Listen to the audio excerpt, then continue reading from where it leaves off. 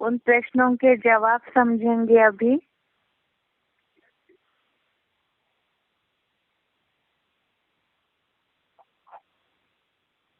पहला प्रश्न है, निम्नलिखित प्रश्नों के उत्तर के लिए सही विकल्प चुनिए। इसका पहला प्रश्न है, सबको युद्ध भूमि में देखकर अर्जुन विषाद करने लगे, उसका कारण। सबको युद्ध भूमि में देखकर अर्जुन विषाद करने लगे, उसका कारण। उसका जवाब ऑप्शन दिया हुआ है। पहला, सन्नद्ध विनाश की स्मृति से। दूसरा, युद्ध में होने वाले पराजय के कारण। तो इसका जवाब है सन्नद्ध विनाश की स्मृति से, अर्थात जो सामने विनाश खड़ा है उसकी स्मृति से। ये जवाब है पहले अध्याय का श्लोक नंबर 27, अध्याय फर्स्ट, श्लोक नंबर 27। इसमें अर्थ में ऐसे लिखा है,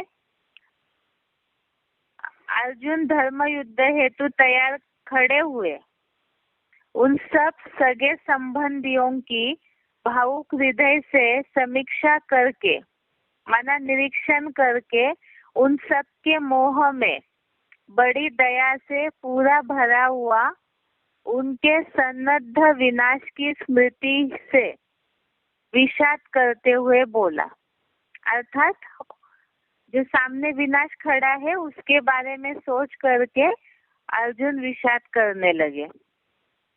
अगला प्रश्न है, दूसरा, अर्जुन का कौन सा धनुष्य गिर रहा है? उसके विकल्प दिए हैं, गांडीव, दैहिक पुरुषार्थ रूपी धनुष्य, और दूसरा ज्ञान बाण का धनुष्य। तो यहाँ पर जो प्रसंग चल रहा है कि सगे संबंधियों को देख करके अर्जुन की मनस्थिति खराब है, जो हमने पिछले हफ्ते श्लोक पढ़े हैं उसमें। तो इसमें जवाब है इसका गांडीव, दैहिक पुरुषार्थ रूपी धनुष्य। ये जवाब पहले अध्याय का 30वां श्लोक, अध्याय फर्स्ट, श्लोक नंबर 30। इसमें पहला ही वाक्य है, गांडीव नामक दैहिक पुरुषार्थ का लचीला धनुष्य चंचल मन और बुद्धि रूपी हाथ से गिरा जा रहा है। अगला प्रश्न है, तामसी बुद्धि वालों की निशानी। अर्थात तामसी बुद्धि वालों की निशानी उनके कर्मों से क्या दिखाई देगी?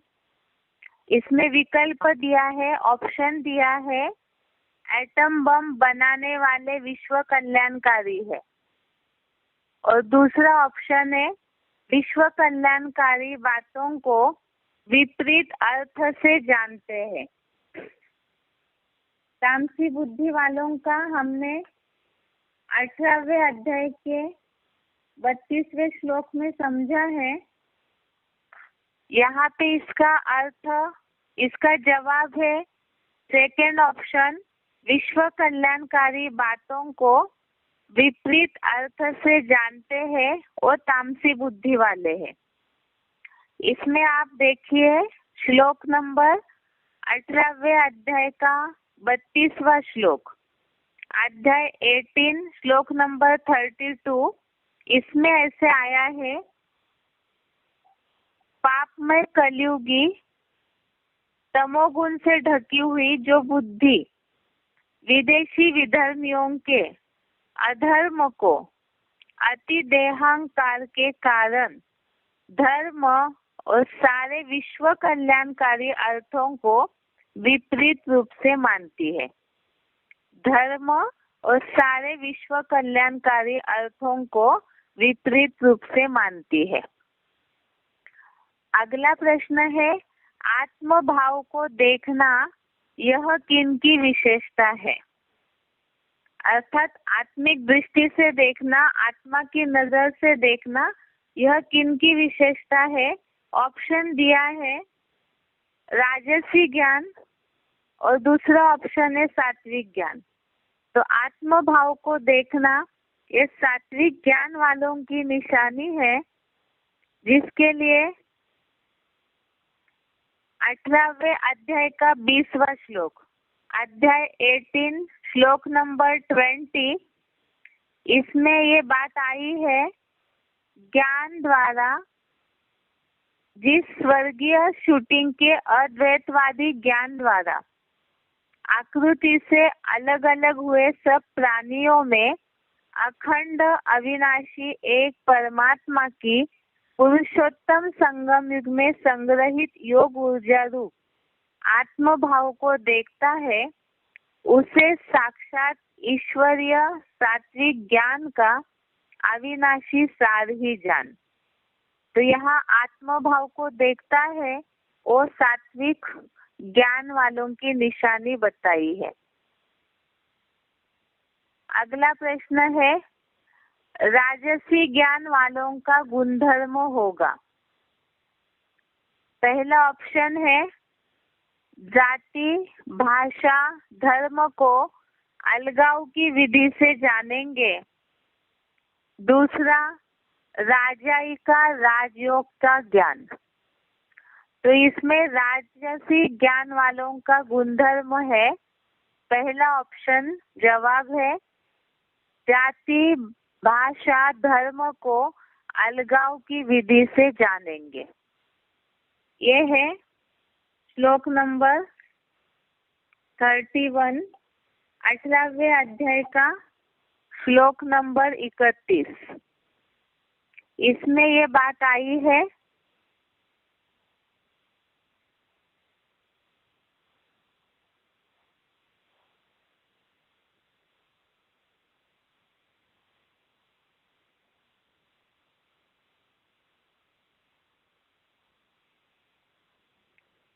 अठारहवें अध्याय का श्लोक नंबर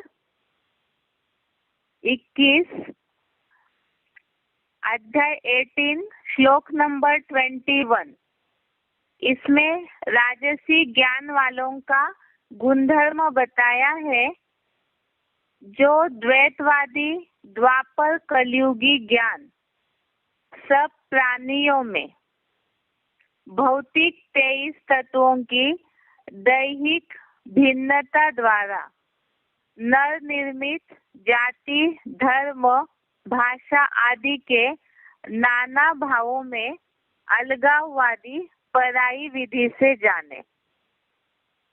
राजसी ज्ञान वालों का गुणधर्म, इसका जवाब 18वें अध्याय का 21वां श्लोक, अध्याय 18 श्लोक नंबर 21, इसमें बताया है कि द्वैतवादी द्वापर कलयुगी ज्ञान सब प्राणियों में भौतिक 23 तत्वों की दैहिक भिन्नता द्वारा नर निर्मित जाति, धर्म, भाषा आदि के नाना भावों में अलगाववादी विधि से जानेंगे।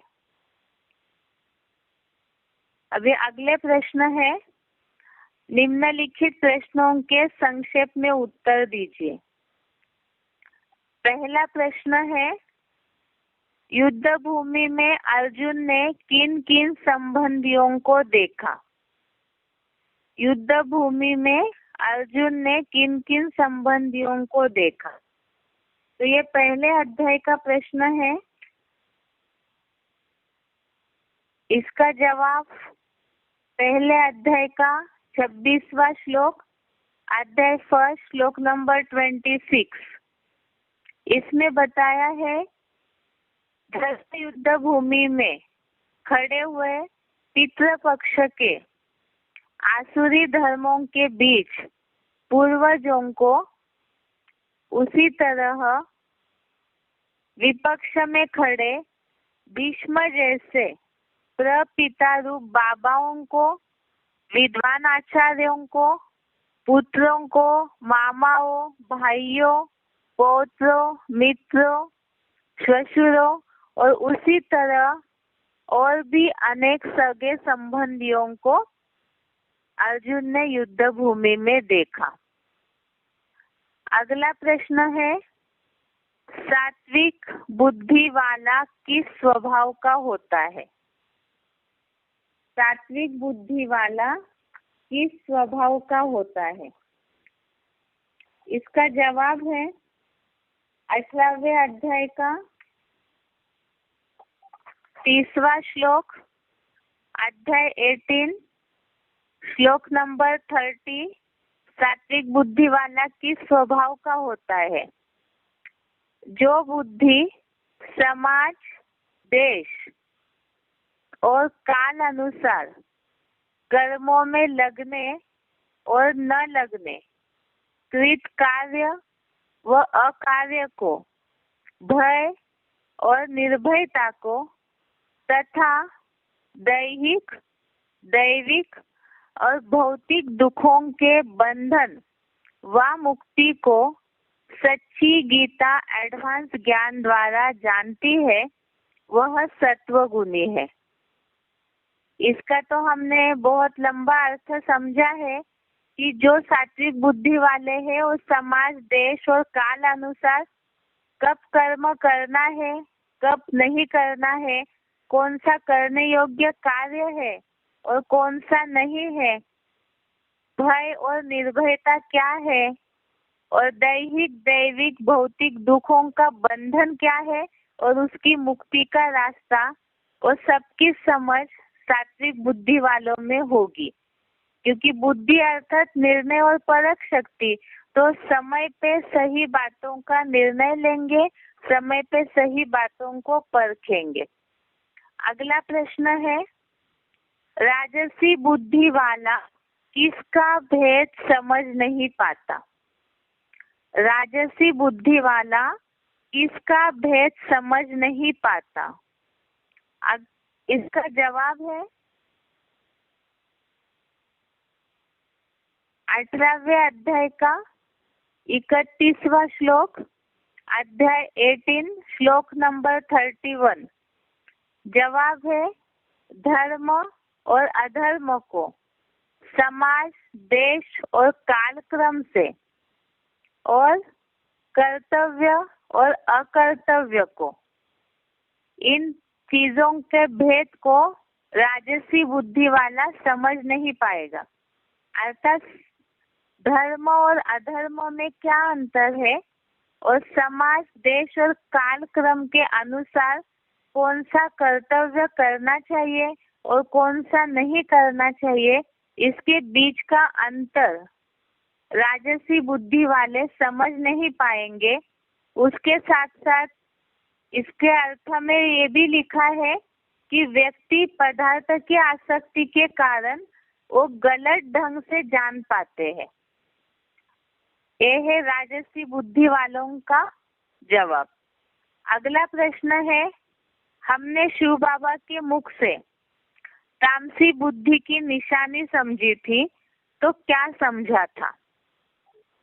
जो उस दिन सिलेक्टेड क्लिप चलाया था एक छोटा सा पॉइंट का, तो उसमें तामसी बुद्धि वालों की निशानी बाबा ने बताई थी कि ज्ञान छोड़ के भाग जाएंगे, बाप को छोड़ के भाग जाएंगे। तामसी बुद्धि वाले जब अवस्था तामसी हो जाती है पुरुषार्थ की, तो ज्ञान छोड़ के भाग जाएंगे, बाप को छोड़ के भाग जाएंगे।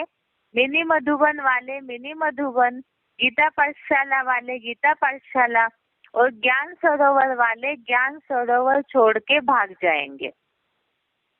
अगला प्रश्न है, सात्विक बुद्धि वाला कर्मों में लगना और न लगना किन 3 बातों के अनुसार समझता है? सात्विक बुद्धि वाला कर्मों में लगना और न लगना किन 3 बातों के अनुसार समझता है? अभी इसके बारे में एक और प्रश्न हमने समझा था, सात्विक बुद्धि वालों का स्वभाव कैसे होता है। तो इसमें कर्मों में लगना और न लगना, सात्विक बुद्धि वाले समाज, देश और काल, इन 3 बातों का जरूर ध्यान रखेंगे। समाज, देश और काल अनुसार कौन सा कर्म करना है, कौन से कर्म में लगना है और नहीं लगना है। इसका जवाब 18वें अध्याय का 30 नंबर श्लोक, अध्याय 18 श्लोक नंबर 30। अगला प्रश्न है, युद्ध भूमि में सगे संबंधी जनों को देखकर महारथी अर्जुन का हाल क्या था। युद्ध भूमि में सगे संबंधी जनों को देखकर महारथी अर्जुन का हाल क्या था।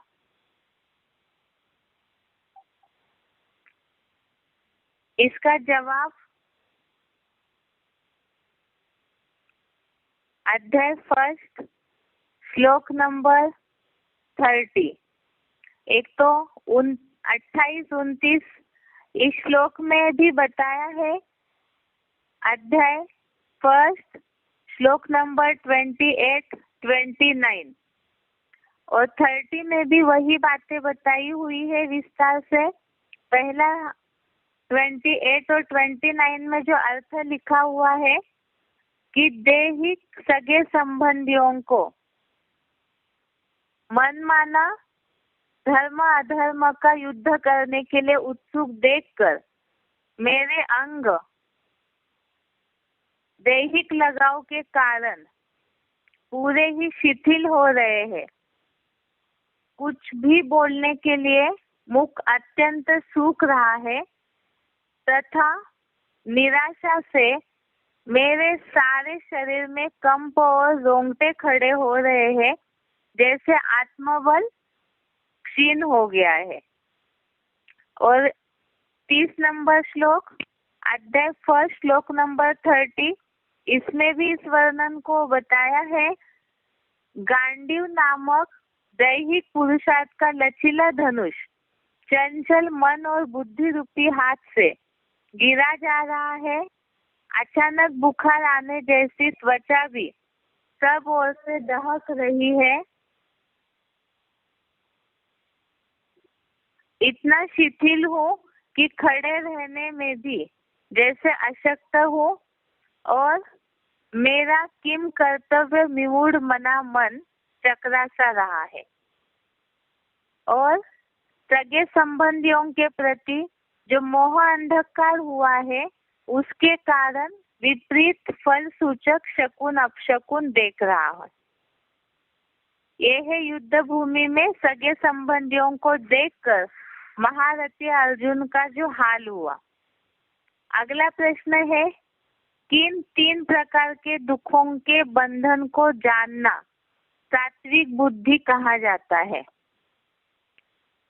तो इसका जवाब भी 18वें अध्याय का 30वां श्लोक, 3 प्रकार के दुखों के बंधन को जानना सात्विक बुद्धि कहा जाता है। इसका जवाब है दैहिक, दैविक और भौतिक दुखों के बंधन को जो जानते हैं और उसके मुक्ति का रास्ता जो जानते हैं वो सात्विक बुद्धि वाले कहे जाते हैं। अगला है, निम्नलिखित प्रसंगों के लिए श्लोक बताएं। अर्जुन ने युद्ध भूमि में सगे संबंधियों को देखा। अर्जुन ने युद्ध भूमि में सगे संबंधियों को देखा। इसका जवाब है श्लोक नंबर पहले अध्याय का 26वां श्लोक, अध्याय 1 श्लोक नंबर 26। श्लोक है, तत्र पश्चात स्थितान पार्थ पितृनत पितामहान आचार्यान मातुलान भातृन पुत्रान पौत्रान सखींस्तथा श्वशुरान सुहृदयश्चैव सेनयोर उभयोरपि। यह है अर्जुन ने सगे संबंधियों को युद्ध भूमि में देखा। इसका जवाब तो अभी अभी हमने प्रश्न समझा है, किन किन संबंधियों को देखा, इसलिए अर्थ रिपीट नहीं करेंगे। अगला प्रश्न है, युद्ध भूमि का निरीक्षण करने के बाद अर्जुन को दुख हुआ। युद्ध भूमि का निरीक्षण करने के बाद अर्जुन को दुख हुआ। इसका जवाब है पहले अध्याय का 27वां श्लोक, अध्याय फर्स्ट, श्लोक नंबर 27। तान समीक्षस कौन्तेय सर्वान् बंधून् अवस्थितान् कृपया परया आविष्टो विषीदन् इदम अब्रवीत। युद्ध भूमि का निरीक्षण करने के बाद अर्जुन को दुख हुआ। इसके अर्थ में ये बात आई है जो अभी अभी हमने अर्थ पढ़ा था।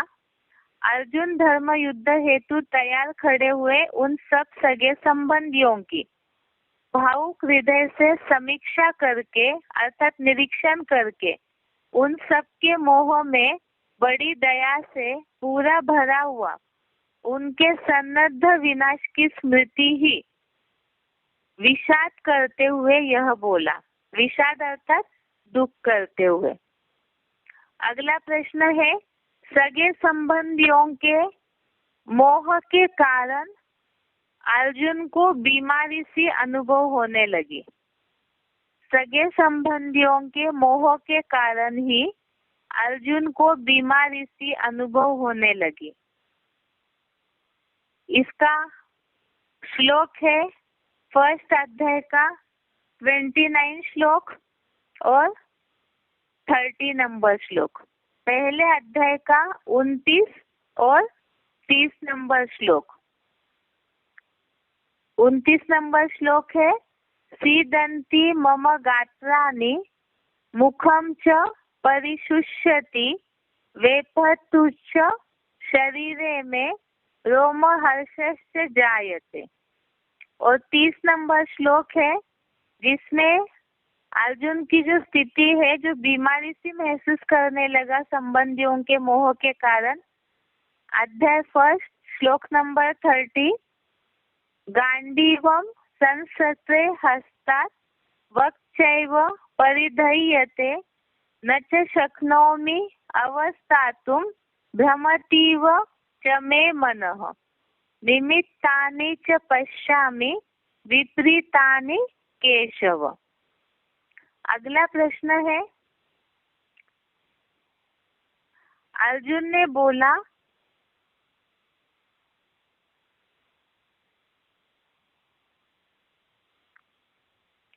हमको राज्य भोग या स्वार्थी जीवन से क्या लाभ।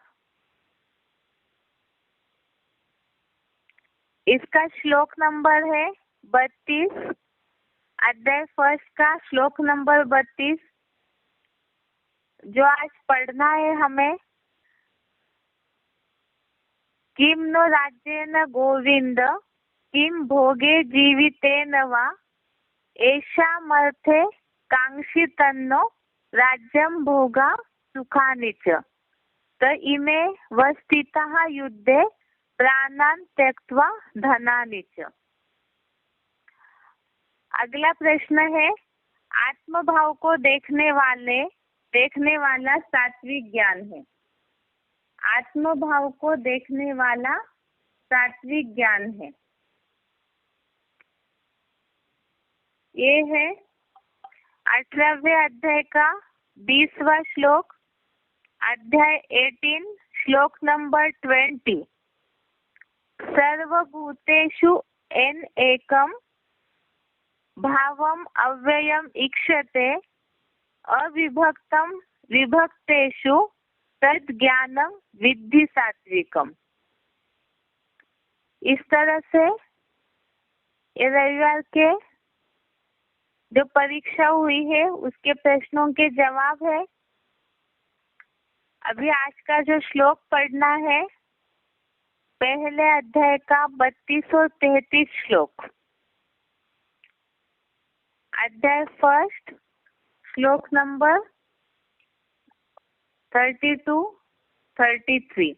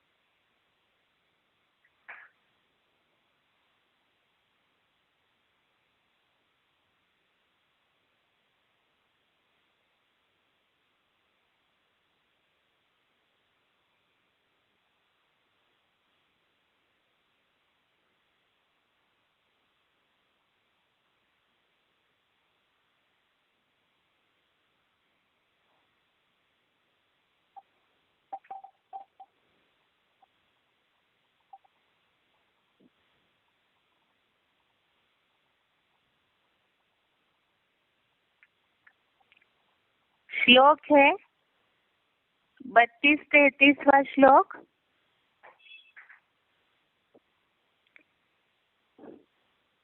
किम नो राज्येन गोविंद किम भोगेर जीवितेन वा एषामर्थे कांक्षितन्नो राज्यं भोगा सुखानि च त इमे वस्थिताः युद्धे प्राणान् त्यक्त्वा धनानि च। एक बार दोबारा श्लोक देखिए। किम नो राज्येन गोविंद किम भोगेर जीवितेन वा एषामर्थे कांक्षितन्नो राज्यं भोगा सुखानि च त इमे वस्थिताः युद्धे प्राणान् त्यक्त्वा धनानि च। इसका एक बार संधि विच्छेद देखते हैं।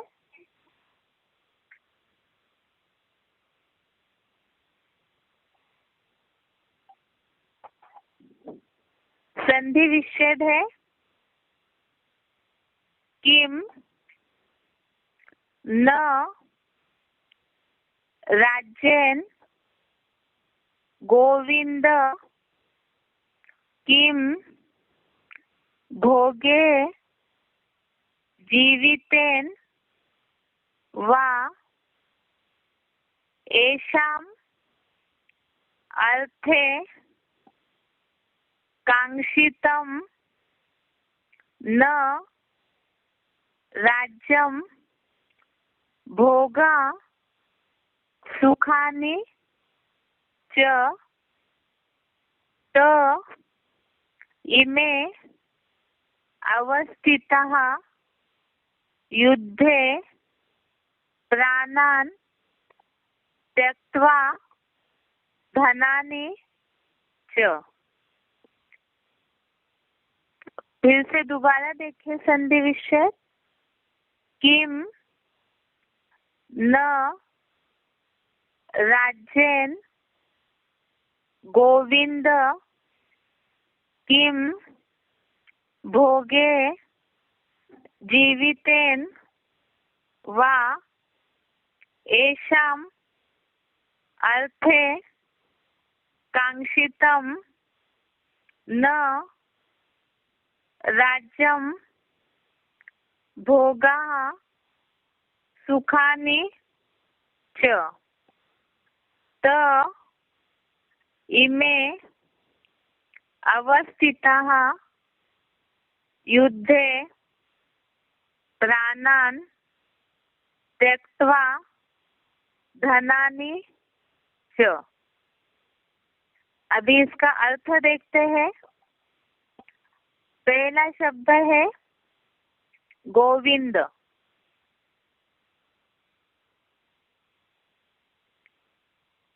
गोविंद का अर्थ है हे इंद्रियों रूपी गौओं के शासन करता। गोविंद अर्थात हे इंद्रियों रूपी गौओं के शासन करता। अगला शब्द है नो, अर्थात जो संधि विच्छेद में उसको पढ़ा है न, अर्थात हमको। राज्येन अर्थात राज्य से। किम अर्थात क्या। गोविंद नो राज्येन किम अर्थात हे इंद्रियों रूपी गौओं के शासन करता हमको राज्य से क्या। आगे का शब्द है भोगेरवा, अर्थात भोगो वा। अगला शब्द है जीवितेन, अर्थात जीवन से। किम अर्थात क्या। अगला शब्द है एशाम, अर्थात जिनके। अर्थे अर्थात लिए। यहाँ जुड़ा हुआ शब्द लिखा है एशामर्थे, अर्थात जिनके लिए, येषाम अर्थे अर्थात जिनके लिए, नो अर्थात हमने, राज्यम अर्थात राज्य। आगे का शब्द है भोगाश्च सुखानि। भोगाश्च सुखानि अर्थात ये दो शब्द है, भोगा च सुखानि। भोगा च सुखानि, भोगा अर्थात भोगो, च अर्थात और, सुखानि अर्थात सुखों को। आगे का शब्द है कांक्षितन्ते। कांक्षितम, कांक्षितन्ते ऐसे लिखा हुआ है, अर्थात चाहा है। इमे अर्थात ये, प्राणान अर्थात प्राणों। आगे का शब्द है व अर्थात च अर्थात व, धनानि अर्थात धन,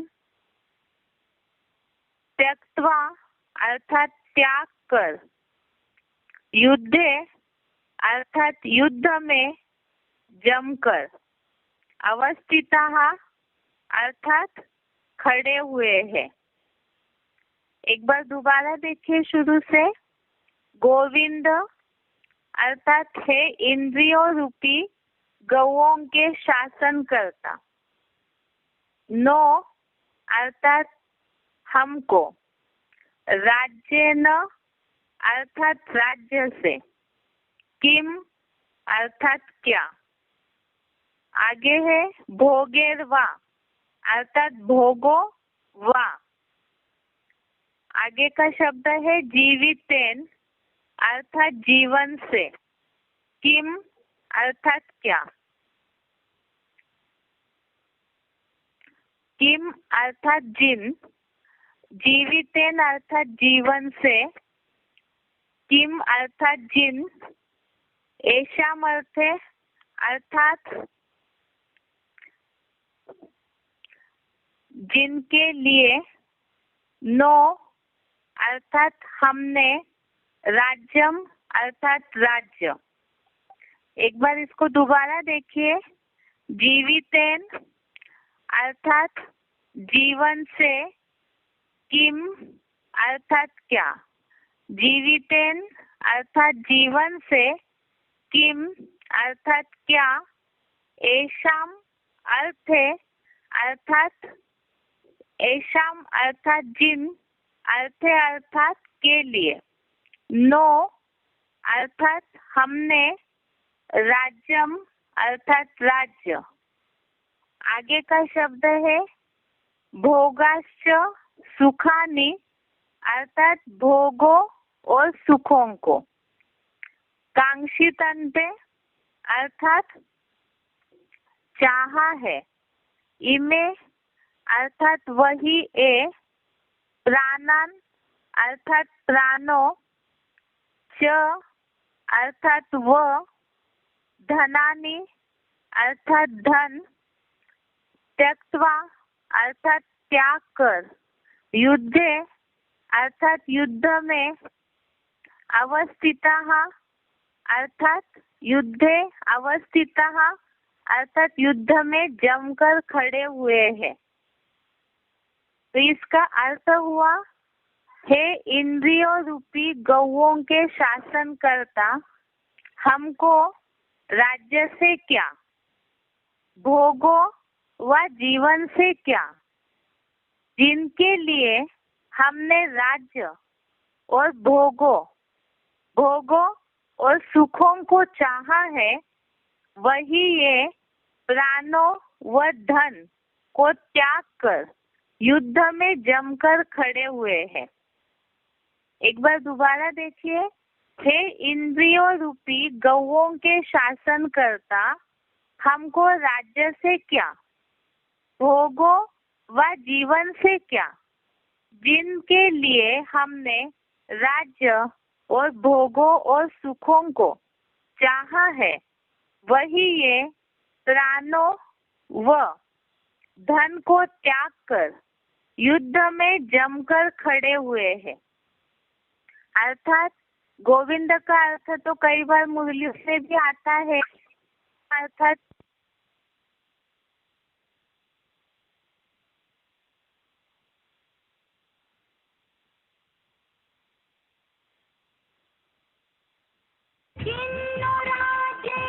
गोविंद किं भोगैर्जीवितेन वा येषामर्थे काङ्क्षितन्नो राज्यं भोगा सुखानि च तैमेव स्थिता युद्धे प्राणान् त्यक्त्वा धनानि च।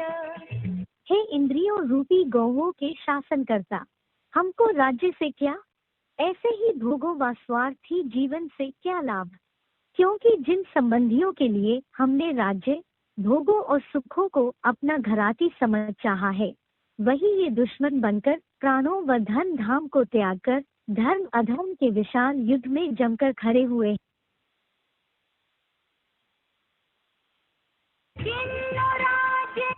गोविंद किं भोगैर्जीवितेन वा येषामर्थे काङ्क्षितन्नो राज्यं भोगा सुखानि च तैमेव स्थिता युद्धे प्राणान् त्यक्त्वा धनानि च।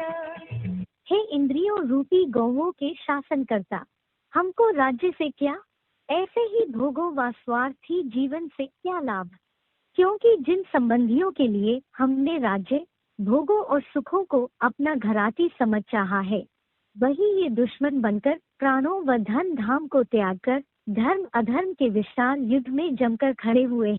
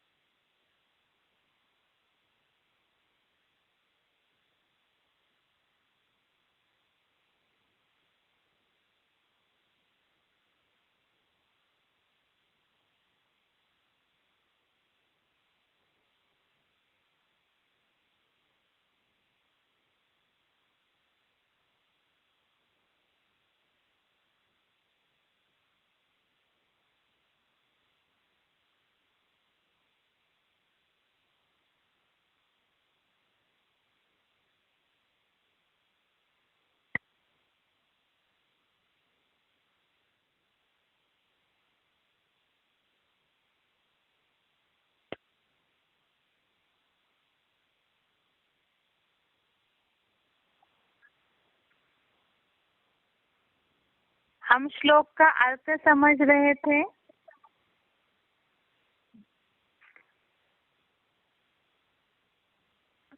बीच में थोड़ा सा डिस्टरबेंस हो गया था, हो सकता है आप लोगों का बीच में आवाज ना आया हो, इसलिए एक बार दोबारा उस श्लोक का अर्थ पढ़ के समझा रहे हैं।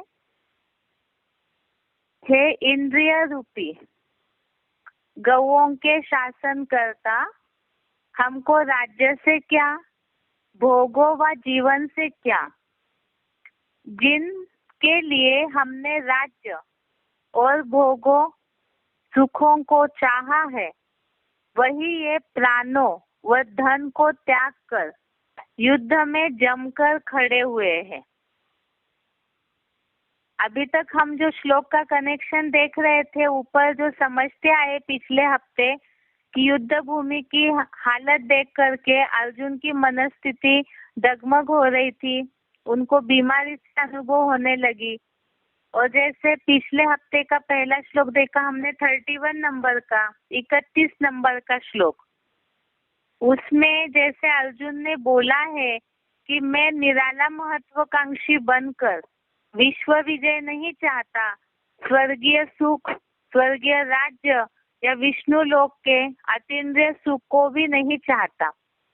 इसी से कनेक्टेड एक श्लोक बोला है कि जैसे स्वर्गीय राज्य नहीं चाहिए हमें जो आगे मिलने वाला है, वैसे ही हमें इस राज्य से क्या है, भोगों से अर्थात सुखों से क्या है और जीवन से भी क्या है, जिनके लिए हमने ये राज्य चाहा है, तो वो भोग और सुखों को चाहा है, वही यहाँ पे प्राणों को, धन को त्याग कर युद्ध में जमकर खड़े हुए हैं। अर्थात हम जिनके लिए युद्ध कर रहे हैं, जिनके लिए स्वर्ग या सुख को चाह रहे हैं, वही सब कुछ छोड़ करके यहाँ खड़े हुए हैं। तो हमें ऐसे राज्य से क्या करना है? अब इसका हम क्लैरिफिकेशन सही अर्थ पढ़ते हैं एक बार। हे इंद्रियों रूपी गौओं के शासन करता, हमको राज्य से क्या, ऐसे ही भोगों व स्वार्थी जीवन से क्या लाभ, क्योंकि जिन संबंधियों के लिए हमने राज्य, भोगों और सुखों को अपना घराती समझ चाहा है, वही ये दुश्मन बनकर प्राणों व धन धाम को त्याग कर धर्म अधर्म के विशाल युद्ध में जमकर खड़े हुए हैं। अर्थात जिनके लिए भी, जिन कौरवों के लिए, वो भी अर्जुन के भाई है, सगे संबंधी है, तो उनके लिए ही स्वर्ग या सुखी राज्य बनाने के लिए सोचा है, या जो भी संबंधी है पांडव संप्रदाय वाले, लेकिन सबके सभी युद्ध में अपना प्राण और धन धाम को त्याग करके खड़े हुए हैं। तो इसीलिए जब सब प्राणों को त्यागने के लिए खड़े हैं और ऐसी जो हानि होगी, तो ऐसे हानि से तो अच्छा है कि ऐसे युद्ध से क्या लाभ है। इस भाव से यहाँ बोला है कि हमको राज्य से क्या, ऐसे ही भोगों व स्वार्थी जीवन से क्या लाभ, क्योंकि जिन संबंधियों के लिए हमने राज्य, भोगों और सुखों को अपना घराती समझ चाहा, घराती अर्थात घर के लोग, अर्थात जो हमारे अपने हैं, ऐसे समझ करके जिनके लिए हमने राज्य की व्यवस्था के लिए सोचा, सुखों के साधनों के लिए सोचा, तो आज वही ये सब कुछ छोड़कर, माना धन धाम अर्थात अपने घर को छोड़ करके प्राणों के दुश्मन बन करके इस युद्ध भूमि में खड़े हैं। अर्थात वो सब इन सब बातों की परवाह नहीं कर रहे हैं। इस भाव से ये बोला है कि हमें ऐसा राज्य, ऐसे सुख, ऐसा भोग नहीं चाहिए। तो इसीलिए एक बार दोबारा लास्ट में इसका अर्थ पढ़ते हैं। हे इंद्रिय रूपी गौओं के शासन करता, हमको राज्य से क्या, ऐसे ही भोगों व स्वार्थी जीवन से क्या लाभ, क्योंकि जिन संबंधियों के लिए हमने राज्य, भोगों, सुखों को अपना घराती समझ चाहा है, वही ये दुश्मन बनकर प्राणों, धन धाम को त्याग कर धर्म अधर्म के विशाल युद्ध में जमकर खड़े हुए हैं। ऐसा जीवन भर जिनको अपना समझते हैं, तो जब सत्य और असत्य का निर्णय करने की बात आती है, तो उस समय अगर कोई असत्य का ही साथ दे रहे हैं या तो दुश्मन बन जाते हैं, विरोधी बन जाते हैं, तो ये सोच करके ही अर्जुन की मनस्थिति हिल गई है। इसीलिए इस श्लोक में भी वही बात बोली है कि ये सब युद्ध में जमकर खड़े हुए हैं। इस तरह से ये आज का श्लोक हो गया, श्लोक नंबर 32 और 33। उसके बाद हम बुद्धि का टॉपिक समझ रहे थे। वैसे तो थोड़ा सा 5 ही मिनट का समय है, इसीलिए केवल उसकी लिंक रिपीट करेंगे। बुद्धि का टॉपिक अभी तक जो हमने समझा है कि ये शरीर रथ है और उसमें बुद्धि पर जो बुद्धि मन रूपी लगाम को खींचने का कार्य करती है, तो बुद्धि अगर साफ है, सही है, तो उससे मन कंट्रोल में रहेगा।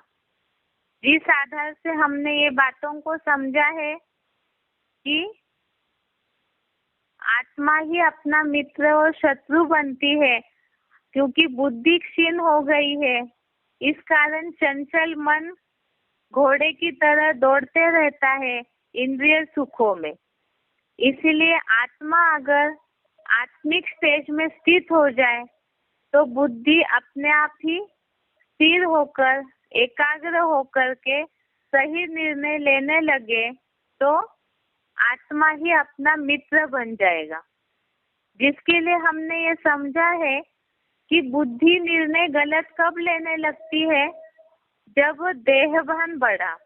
अर्थात जैसे अग्नि धुएं से ढका रहता है, शीशा मेल से ढका रहता है, इसी तरह से बुद्धि का ज्ञान जो है वो भी काम क्रोध आदि 5 विकारों के कारण ढक जाता है।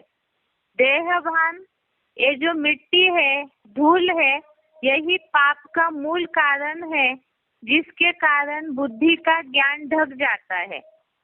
और उसी के कारण निर्णय शक्ति कम होने के कारण, रजो प्रधानता बढ़ने के कारण आत्मा पाप करने लगती है। पाप पुण्य का भेद समझना नष्ट होने लगता है। जो बताया, इसी कारण ज्ञान का नाश होता है और अज्ञानता बढ़ती है। और ये ज्ञान का नाश होने के कारण ही बुद्धि अलग अलग प्रकार से बढ़ जाती है, क्योंकि बुद्धि पे धूल जमी हुई है। जिसके लिए समझा हमने पिछले हफ्ते कि बुद्धि भी 3 प्रकार की है, सात्विक बुद्धि, राजसी बुद्धि और तामसी बुद्धि। जिसमें हमने समझा था कि सात्विक बुद्धि, राजसी बुद्धि और तामसी बुद्धि वालों के कर्मों में क्या अंतर होगा। सात्विक बुद्धि वाले समाज, देश, काल अनुसार कब कर्म करना है, कब नहीं करना है, इस बात के अर्थ की समझ रखेंगे। साथ में भय और निर्भयता कहाँ होनी चाहिए, दैहिक, दैविक, भौतिक दुखों का बंधन क्या है, तो उसमें बंधेंगे नहीं। उससे मुक्ति का रास्ता एडवांस नॉलेज के द्वारा, गीता ज्ञान के आधार से सत्वगुणी बुद्धि वाले समझेंगे। और राजसी बुद्धि वाले समाज, देश, काल क्रम अनुसार एक तो धर्म अधर्म को भेद नहीं समझ पाएंगे, साथ में कर्तव्य अकर्तव्य को भी समाज, देश, काल क्रम अनुसार सही ढंग से नहीं समझ पाएंगे। क्योंकि द्वापर युग से जो विदेशी विधर्मी दैत्यों का राजसी राज्य शुरू हो जाता है, तो उसके कारण संघ के रंग से उनका बुद्धि का ज्ञान ढकना शुरू हो जाता है। और तामसी बुद्धि वाले तो उससे भी नीची अवस्था वाले हैं, क्योंकि पापमय कलयुग अर्थात कलह क्लेश का युग, जहाँ व्यभिचार ज्यादा पनपता है, कलह क्लेश संघर्ष ज्यादा है, तो पापों की मात्रा भी ज्यादा होती है। जिस कारण तमोगुण से ढकी हुई बुद्धि अधर्म को देह अहंकार के कारण धर्म और सारे विश्व कल्याणकारी बातों को उल्टे रूप से मानते हैं, विपरीत रूप से मानती है, अर्थात उल्टे रूप से मानते हैं। और साथ में तमोगुणी बुद्धि वालों में अनाचार और व्यभिचार का जो दोष है वो भरपूर होने के कारण वो तमोगुणी बुद्धि जो है वो दुखदायी होगी। अर्थात तामसी बुद्धि वाले वो दुख देंगे भी और खुद भी दुखी रहेंगे, जिसके लिए गीता में ही एक श्लोक सुनाई होगा हमने सभी ने, जो बोला है यस्मान्नो द्विजते लोको लोकान्नो द्विजते चय। अर्थात सात्विक बुद्धि वाले होंगे, जो योगी होंगे, वो अपनी ज्ञान की पराकाष्ठा के आधार से न उद्वेगित होंगे न दूसरों को उद्वेग दिलाएंगे। अर्थात योग की ज्ञान की पराकाष्ठा जिनमें है, जो खुद भी दुखी नहीं होंगे, परेशान नहीं होंगे और औरों को भी परेशान करेंगे नहीं। और इसी तीन बुद्धि के आधार से ही, बुद्धि माना ही ज्ञान समझ, तो उसी आधार से तीन प्रकार के ज्ञान भी हो जाते हैं।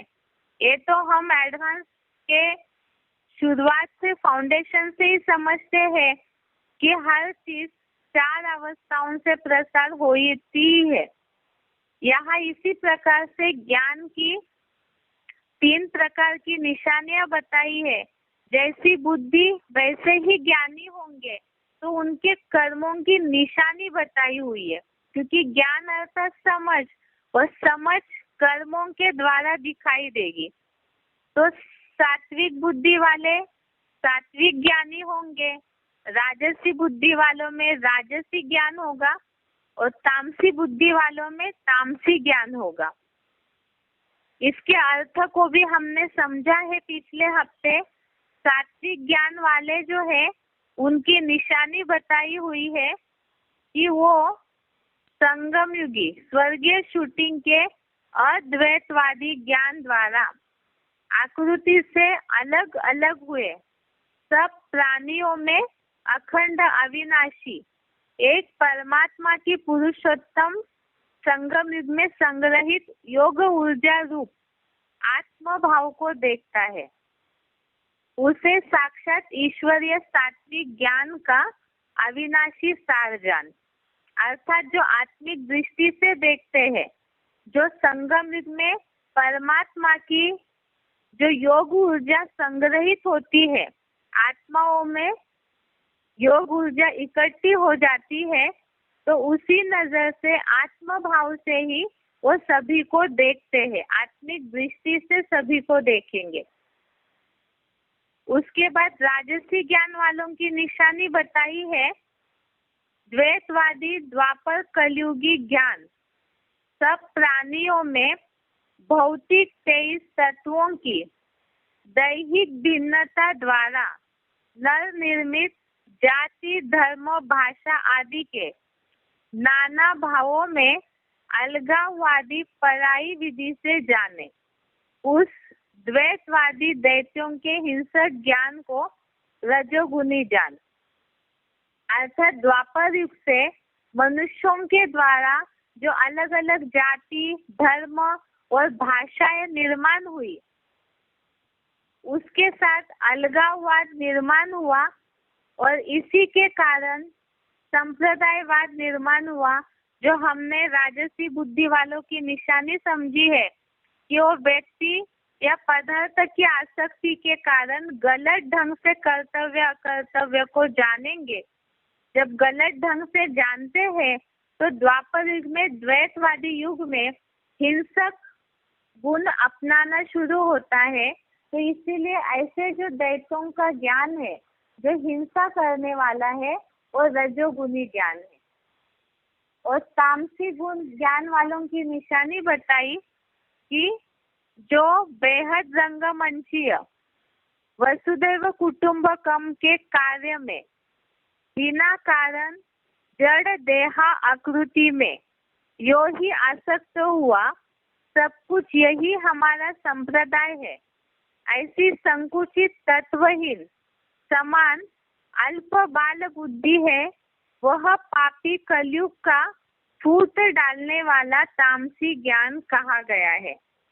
अर्थात कलयुग में इस तरह से अपना अपना मठ, अपना पंथ, अपने संप्रदाय में ही उलझे हुए रहते हैं। सब कुछ यही है हमारा। वसुदैव कुटुंबकम की भावना को सही रीति से न समझने के कारण अपने संप्रदाय में ही सब कुछ समाया हुआ है, ऐसी संकुचित तत्वहीन भावना में बंधे रहते हैं। तो ऐसे कम बुद्धि वाले अर्थात बाल बुद्धि, बच्चा बुद्धि वाले जो है, ऐसा ज्ञान पापी कलयुग का फूट डालने वाला, फूट डालना अर्थात फ्रिक्शन डालने वाला, सभी को अलग अलग करने वाला है। तो ऐसा ज्ञान तामसी अर्थात तमो प्रधान ज्ञान कहा गया है। तो इस प्रकार से जो बुद्धि अलग हुई है, इस आधार से ज्ञान अलग हुआ है, कर्म अलग हो जाते हैं, तो देहभान बढ़ता है, तो राजसी और तामसी ज्ञान होने लगता है। और जब देहभान खत्म हो जाए, आत्मा के ऊपर से मिट्टी धूल हट जाए, अज्ञानता की जो परत चढ़ी हुई है, अनेक अनेक सुनी सुनाई बातों की जो परत चढ़ी हुई है, जब ये हट जाएगी, तब ही पुरुषार्थी आत्माएं आत्मिक स्थिति में स्थिर बुद्धि भाव में स्थित हो जाएंगे। और जब स्वस्थिति में एकटिक हो जाएंगे, तब ही स्थिर हो जाएंगे।